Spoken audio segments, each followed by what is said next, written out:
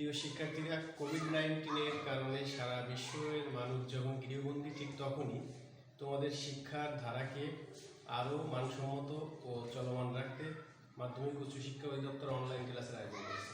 তারই ধারাবাহিকতায় আজ অনলাইন ক্লাসে আমি হাজির হয়েছি। রতন কুমার মণ্ডল, সহকারী শিক্ষক, বেদকাশী কলেজ এইট স্কুল, কয়রাখোলা। তো শিক্ষার্থীরা, আমরা অনলাইন ক্লাস শুরু করি। আমাদের ক্লাসের আজকে আলোচ্য বিষয় আর্টিকেলস। আমি ষষ্ঠ শ্রেণীর ইংরেজি দ্বিতীয় পত্রের গ্রামার অংশের আর্টিকেলস নিয়ে আলোচনা করব। তো শুরু করা যাক। আমরা সাধারণত জানি আর্টিকেল এ অ্যান্ড ডিকে আর্টিকেল বলে। আরও সুন্দরভাবে বলতে গেলে আমি তোমাদের জন্য লিখে দিয়েছি যে আর্টিকেল হলো মূলত অ্যাডজেক্টিভ, যা নাউনকে নির্দিষ্ট বা অনির্দিষ্ট সেটা নির্দেশ করে। উদাহরণস্বরূপ আমরা লিখতে পারি the girl was standing on the roof. এখানে এক্সাম্পলটার দিকে দেখলে আমরা বুঝতে পারি যে বালিকাটি রাস্তার উপরে দাঁড়িয়েছিল। এখানে যে বালিকাটি দাঁড়িয়েছিল তাকে নির্দিষ্ট করে বোঝানো হচ্ছে। কে দাঁড়িয়েছিল? একজন বালিকা। ঠিক একইভাবে অনির্দিষ্ট করেও অনেক সময় আমরা বলতে পারি এভাবে,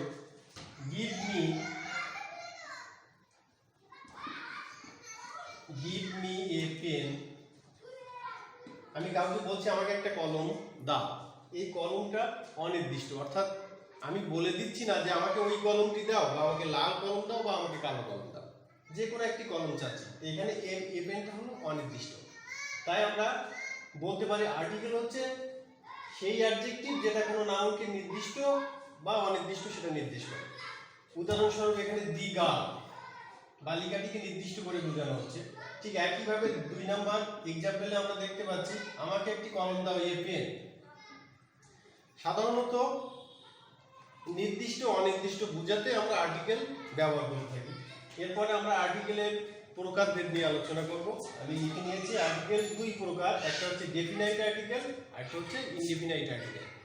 শিক্ষার্থীরা, আমরা ডেফিনাইট আর্টিকেলের সংজ্ঞাটা এখন লিখব।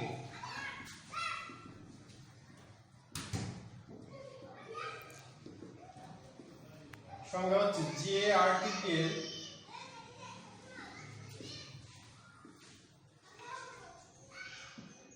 কোনো নাউনকে নির্দিষ্ট করে বোঝায়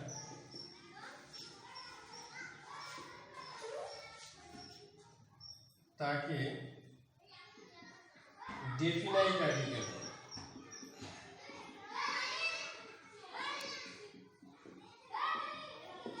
অর্থাৎ আর্টিকেলকে আমরা 2 প্রকারে ভাগ করলাম, একটা হচ্ছে ডেফিনাইট আর্টিকেল আর একটা হচ্ছে ইনডেফিনাইট আর্টিকেল।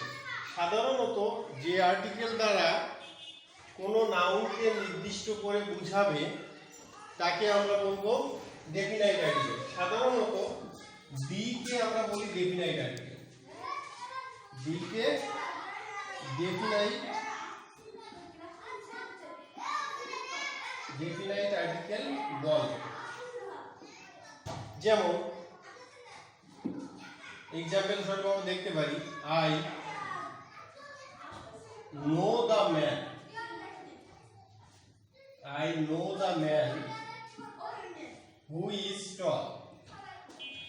এখানে আমরা এই এক্সাম্পলটা দেখলে পরিষ্কার হয়ে যাব। বলছে আই নো দ্য ম্যান, আমি মানুষটিকে চিনি, যে মানুষটি লম্বা, অর্থাৎ আমি লম্বা মানুষটিকে চিনি। এখানে নির্দিষ্ট একজন ব্যক্তিকে বোঝানো হচ্ছে, অর্থাৎ সেই মানুষকে নির্দেশ করা হচ্ছে যে মানুষটি লম্বা এবং তাকে আমি চিনি। তাই ম্যানের আগে দি বসেছে। তো আমরা ডেফিনাইট আর্টিকেলের সংজ্ঞা দেখলাম, নির্দিষ্ট করে বোঝাবে, এবং ডেফিনাইট আর্টিকেল বলতে আমরা এ আর ডির মধ্যে থেকে দিকে ডেফিনাইট আর্টিকেল বলব।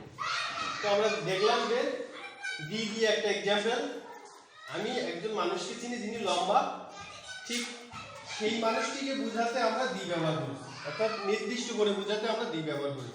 এরপরে আমরা ইনডেফিনাইট আর্টিকেল সম্পর্কে জানবো। তার আগে আমরা ডেফিনাইট আর্টিকেল যে দি, এই দিটার ব্যবহার নিয়ে একটু আলোচনা করব, অর্থাৎ কোন কোন ক্ষেত্রে আমরা ডেফিনাইট আর্টিকেল দি ব্যবহার করব। রুল নাম্বার 1,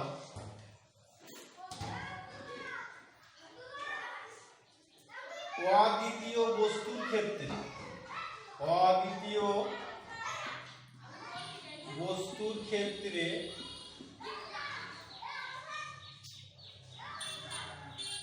আমরা ডেফিনাইট আর্টিকেল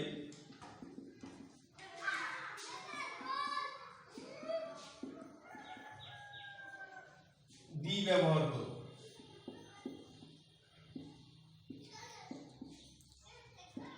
তাহলে দি এর ব্যবহারের নিয়মের ক্ষেত্রে আমরা প্রথম একটা রুল লিখলাম যে দিটা কেমন ক্ষেত্রে ব্যবহার করব, তার কয়েকটা রুল আমি লিখব। প্রথম রুলটা আমি লিখেছি, দ্বিতীয় বস্তুর ক্ষেত্রে আমরা, অদ্বিতীয় বস্তুর ক্ষেত্রে আমরা ডেফিনাইট আর্টিকেল দি ব্যবহার করব। অদ্বিতীয় বস্তু অর্থাৎ এই মহাবিশ্বে এমন অনেক বস্তু আছে যেগুলা একটা, অর্থাৎ তার দ্বিতীয় বা বিকল্প নেই। যেমন পৃথিবী, পৃথিবী একটা গ্রহ যেটা পৃথিবীতে বা মহাবিশ্বে একটাই আছে।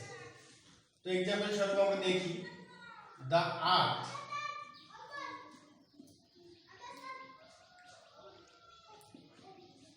moves round the sun, অর্থাৎ আমরা এখানে দুইটা এক্সাম্পল পেয়ে গেছি। দ্য আর্থ অর্থাৎ পৃথিবী, মুভস রাউন্ড দ্য সান, পৃথিবী ঘোরে কার চারিদিকে? সূর্যের চারিদিকে। তো এখানে দা ছান, আমরা বলছি যে মহাবিশ্বে অদ্বিতীয় অর্থাৎ যে বস্তুটা একটাই আছে বা তার কোনো বিকল্প নেই, সেই বস্তুটার পূর্বে দি বসবে। ছানটা হচ্ছে মহাবিশ্বের একমাত্র নক্ষত্র, তাই এর পূর্বে দি বসেছে। ঠিক দা আর্থ, পৃথিবীর ক্ষেত্রেও তাই। পৃথিবীটা হচ্ছে এই মহাবিশ্বের একমাত্র গ্রহ। পৃথিবী বিকল্প কিন্তু অন্য গ্রহ নেই। পৃথিবী পৃথিবী, আরো অন্যান্য গ্রহ আছে, শুক্র, বুধ, মঙ্গল। যাই আমরা পৃথিবীটা সূর্যের চারিদিকে ঘুরছে এটা লিখছি, তাই পৃথিবীটা যেহেতু একমাত্র বস্তু, মহাবিশ্বের একমাত্র গ্রহ, তাই এর পূর্বে দিয়ে বসে। আমরা রুল নাম্বার 2 লিখব।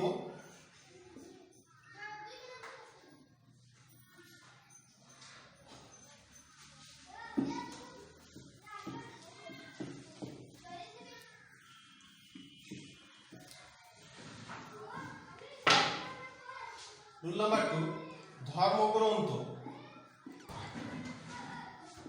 সংবাদপত্র, পর্বতমালা,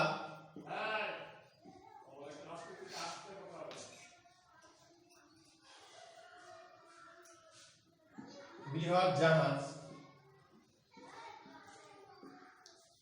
ইত্যাদির পূর্বে ডেফিনাইট আর্টিকেল দি ব্যবহার করব।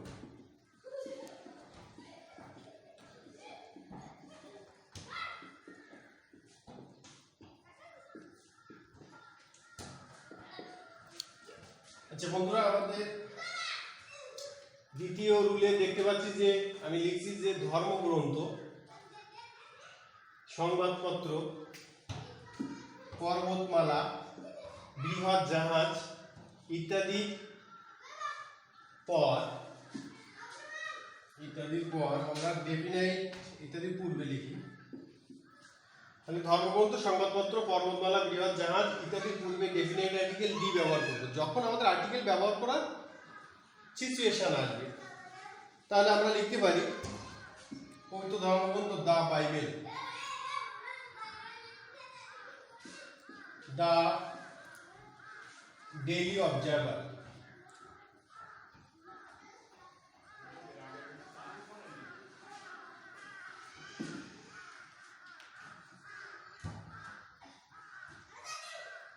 দা টাইটানিক, এরকম এক্সেট্রা। আমরা দেখছি যে বাইবেল একটা ধর্মগ্রন্থ, এর পূর্বে দি বসবে যদি আর্টিকেল বসানোর প্রয়োজন হয়।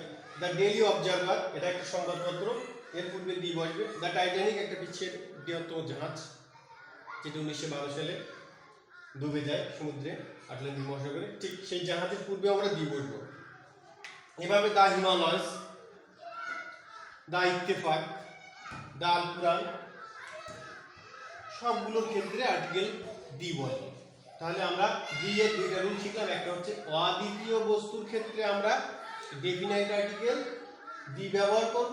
দ্বিতীয় রুল লিখছি ধর্মগ্রন্থ, সংবাদপত্র, পর্বতমালা, বৃহৎ জাহাজ ইত্যাদির পূর্বে আর্টিকেল দি ব্যবহার করব। দি কে আমরা কি বলছি তাহলে? Definite article. এই ডেফিনাইট আর্টিকেল আমরা এই দুইটা রুল শিখলাম। একটা বস্তুর ক্ষেত্রে, পৃথিবীতে আছে এমন একটা বস্তুর ক্ষেত্রে তার পূর্বে দি বসবে, ধর্মগ্রন্থ, সংবাদপত্র ইত্যাদি লিখছি আমি, এগুলোর পূর্বে ডেফিনাইট আর্টিকেল দি বসবে। আরেকটা রুল হচ্ছে রুল নাম্বার 3,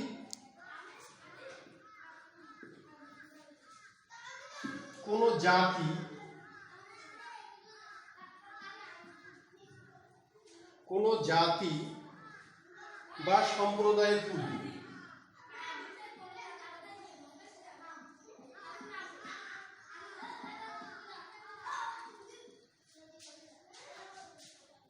দি বসবে।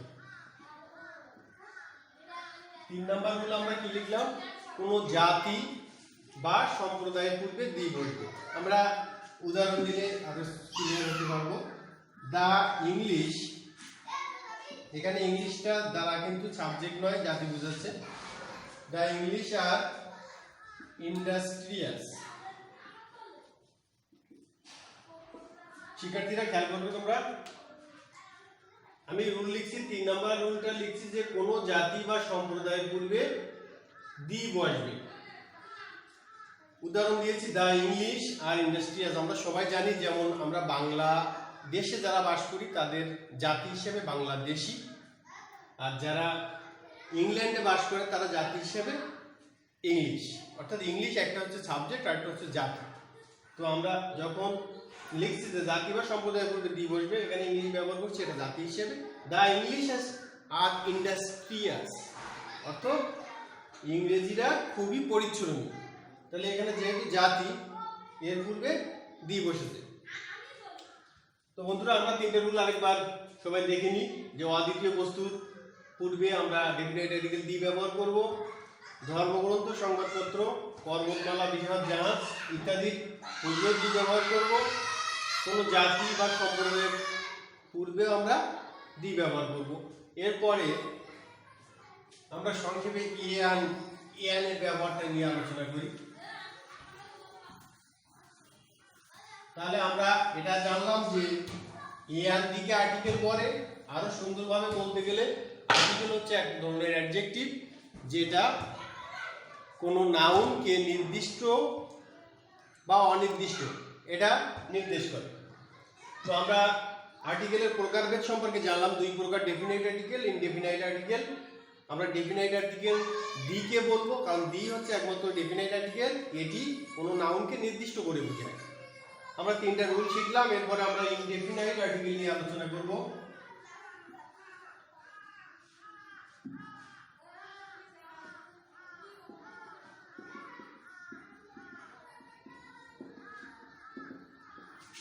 যে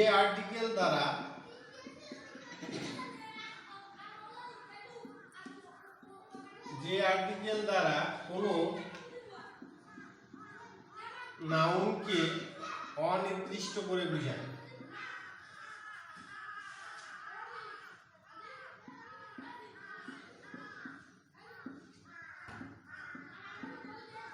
তাকে ইনডেফিনাইট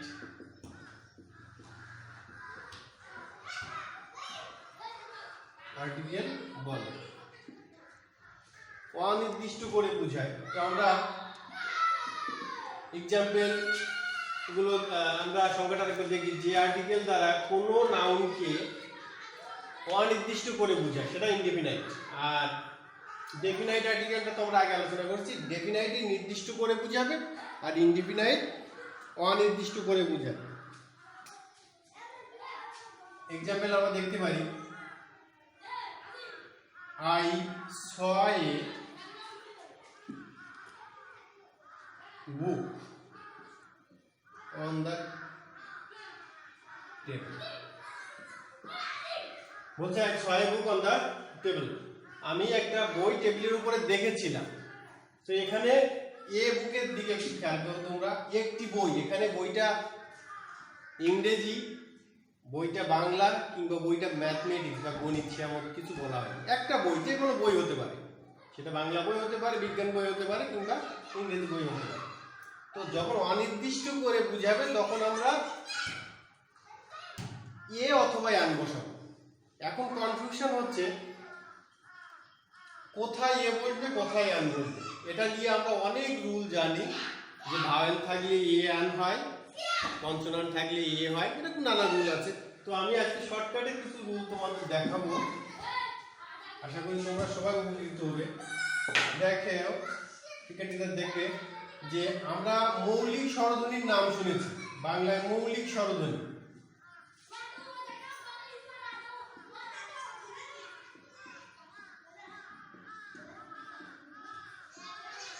মৌলিক স্বরধ্বনি কোনগুলো? অ, আ, ই, ও। আচ্ছা, আমরা এবার একটু সুন্দর করে লিখি। অ, আ, রস্বই, রসু, এ, ও, আর একটা হচ্ছে ইয়া। আচ্ছা, এই সাতটাকে আমরা মৌলিক স্বরধ্বনি বাংলায় বলি। তো আমরা একটা জিনিস মনে রাখবো, সাধারণত ভাওয়েল সাউন্ড হলে কোনো ওয়ার্ড প্রথম বর্ণ যদি ভাওয়েল সাউন্ড হয় তাহলে তার পূর্বে অ্যান বসে। ভাওয়েল কোনগুলা আমরা সকলে জানি, আমি উপরে লিখলাম। ভাওয়েল সেই পাঁচটাকে বলা হয় vowel, A, E, I, O আর ই। ভাওয়েল কয়টি? এই পাঁচটি হচ্ছে ভাওয়েল, আর বাকি সবগুলো কনসোনেন্ট। তো এই ভাওয়েল থাকলে আমরা জানি যে অ্যান বসে, কিন্তু কিছু কিছু ক্ষেত্রে ভাওয়েল না থাকলেও অ্যান বসতে পারে। এখন ভাওয়েল বসেও অনেক ক্ষেত্রে অ্যান না বসে এ বসতে পারে। তো আমরা যদি এই রুলটা দেখি যে ওয়া, আ, রস্বই, রস্যু, এ, ও, অ্যা, এই সাউন্ডগুলো যদি একটু মাথায় রাখতে পারি, কোনো ওয়ার্ডের প্রথমে যদি এই সাউন্ডগুলো উচ্চারিত হয় তাহলে আমরা চোখ বন্ধ করে অ্যান বসিয়ে দেব। যেমন আমি এক্সাম্পল দিয়ে দেখাতে পারি। আপেল, অ্যাপেলের পূর্বে কি বসবে? অ্যান, কারণ উচ্চারণ হচ্ছে অ্যা। এই আপেলের প্রথম উচ্চারণ হচ্ছে অ্যা। ঠিক একইভাবে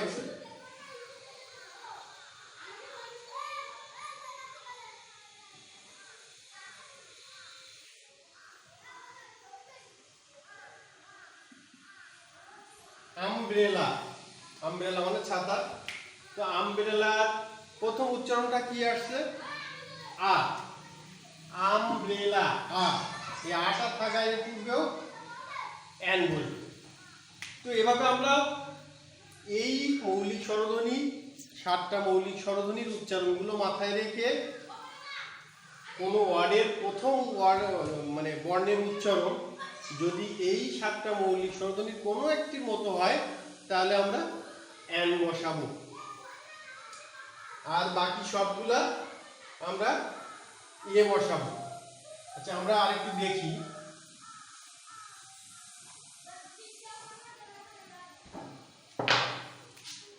এ আনের একটি রুল লিখি, আমি লিখে তোমাদের আরো ক্লিয়ার করি। কোন ওয়ার্ডে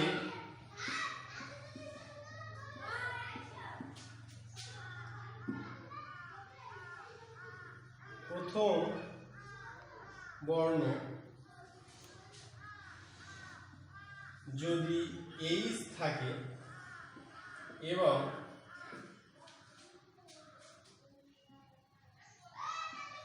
তা যদি ওয়ার মতো উচ্চারণ হয়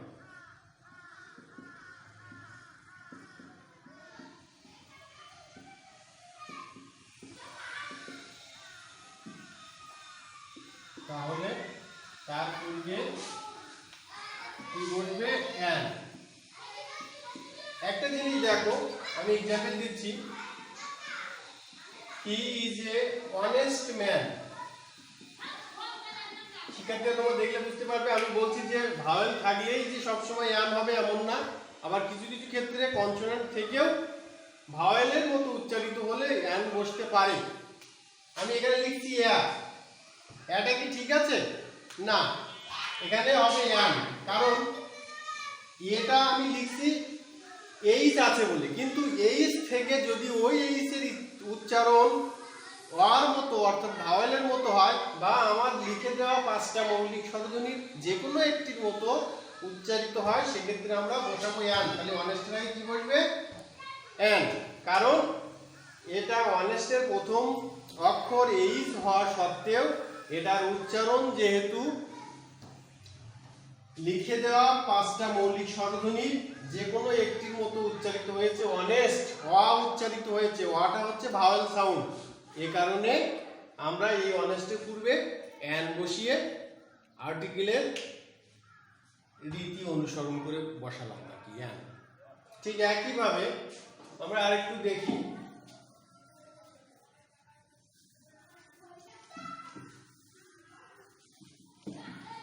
একটা রুল তোমরা দেখলে বুঝতে পারবা। রুল নাম্বার 2, কোন ওয়ার্ডে প্রথম বর্ণ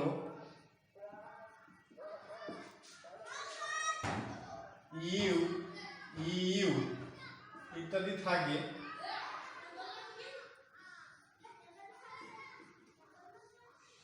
এবং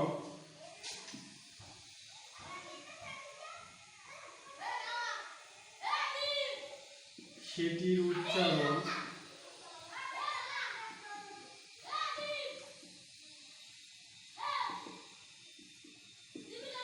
ইউ এর মতো হয়, তাহলে এন না বসে এ বসবে। এক্সাম্পল আমরা দেখতে পারি,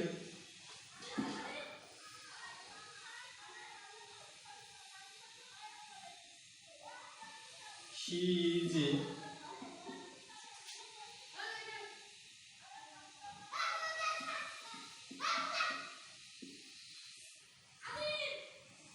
এখানে আমি একটা উদাহরণ লিখছি, তোমরা খেয়াল করবে যে কোন ওয়ার্ডের প্রথম বর্ণ ইউ অথবা ইউ যদি থাকে এবং সেটার উচ্চারণ যদি ইউ এর মতো হয়, আমরা মৌলিক স্বরধ্বনি যে 5টা 7টা স্বরধ্বনি লিখছিলাম, তোমরা দেখো তো যে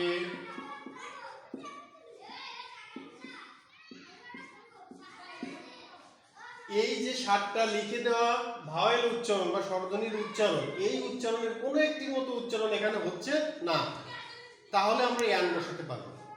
ইউরোপিয়ান, সে একজন ইউরোপের অধিবাসী, ইউরোপিয়ান, এই ভাওয়েল আছে, প্রথমে 2টা ভাওয়েল আছে ই আর ইউ, কিন্তু তারপরেও আমরা অ্যান বসাতে পারবো না, কারণ এই ওয়ার্ডের প্রথম বর্ণের উচ্চারণটা ভাওয়েলের মতো উচ্চারণ মেনে চলা হয়নি, বা ভাওয়েলের মতো উচ্চারণ এখানে নেই বা হয়নি, এ কারণে আমরা এটা ভাওয়েল থাকা সত্ত্বেও কি বসাবো? এ। তাহলে সি যে ইউরোপিয়ান, ইউরোপিয়ানের আগে কি বসবে? এ। ঠিক একইভাবে যদি আমরা বলি ইউনিভার্সিটি, ইউনিভার্সিটির পূর্বেও কি বসবে? এ বসবে, কারণ ইউটা ভাওয়েল, কিন্তু এই ইউ এর উচ্চারণটা ইউ এর মতো হয়, আমরা এর পূর্বে অ্যান না বসিয়ে এ বসাবো। কিন্তু আমব্রেলা, একটা জিনিস খেয়াল করো, ঠিক একইভাবে আমি আগে যে ওয়ার্ডটা লিখছিলাম আমব্রেলা, দেখো একই ভাওয়েল ইউ দিয়ে শুরু ইউনিভার্সিটি, ইউ দিয়ে শুরু আমব্রেলা, কিন্তু আমব্রেলার আগে অ্যান বসবে, কারণ ওই ইউ এর উচ্চারণ আমার লিখে দেওয়া 7টা স্বরধ্বনির যে কোনো একটির মতো উচ্চারিত হয়েছে, অর্থাৎ ভাওয়েলের মতো উচ্চারণ হয়েছে এখানে। আর ইউনিভার্সিটি এর পূর্বে এ বসবে, কারণ ইউনিভার্সিটির ইউটা উচ্চারিত হয়েছে কনসোনেন্টের মতো, অর্থাৎ ভাওয়েলের আওতায় আসেনি, এটা ভাওয়েলের উচ্চারণের মতো হয়নি, কারণে ইউনিভার্সিটির আগে এ বসবে, ইউরোপিয়ানের আগে এ বসবে, কিন্তু আমব্রেলার পূর্বে অ্যান বসবে, কারণ ইউ এর উচ্চারণ আর মতো, অর্থাৎ স্বরধ্বনির মতো হয়েছে। তো এরপরে আমরা একটা আরেকটা জিনিস দেখি যে দি আর দা আমরা কনফিউশনে বুঝি অনেকেই,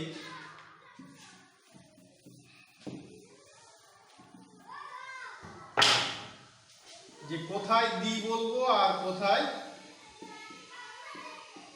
দা বলবো, আমরা এটা নিয়ে অনেকেই কনফিউশনে ভুগি। তো আমরা সবসময় মনে রাখবো যে এমন ওয়ার্ড যে ওয়ার্ডের পূর্বে অ্যান বসানো যায়, তার পূর্বে যদি টি-এইচ-ই থাকে তাকে আমরা বলবো দি, আর অন্য সব জায়গায় বলবো দা, অর্থাৎ যেখানে যেখানে আমরা অ্যান বসাবো সেই জায়গায় বলবো দি, বাকি সবগুলোরে বলবো দা। তো প্রিয় শিক্ষার্থীরা, আশা করি তোমরা আর্টিকেল বিষয়ে বিস্তারিত জানতে পেরেছো এবং অনেক উপকৃত হবে। তোমরা সবাই সুস্থ থাকবে, ভালো থাকবে, স্বাস্থ্যবিধি মেনে ঘরেতে থাকবে, নিরাপদে থাকবে। ভালো কাটুক তোমাদের দিনগুলো।